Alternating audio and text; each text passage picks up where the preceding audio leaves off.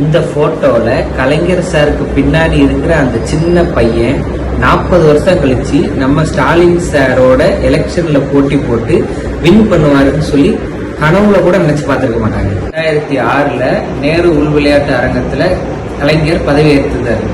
அதுக்கப்புறம் அந்த ஸ்டேடியத்துல யாரும் பதவி ஏற்கல.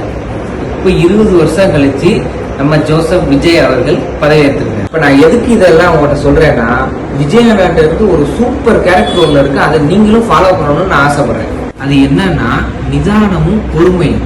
அவசரப்பட்டு வார்த்தைகள் விடாம அதை எவ்வளவு ஸ்மூத்தா ஹேண்டில் பண்ண முடியுமோ அப்படி ஹேண்டில் பண்ணி கொண்டு போறாரு பாருங்க, அதுதான் பெருசு. போராட்டங்களுக்கு பிறகு இன்னைக்கு காலையில விஜய் சார் சிஎம் பதவி ஏற்றுது.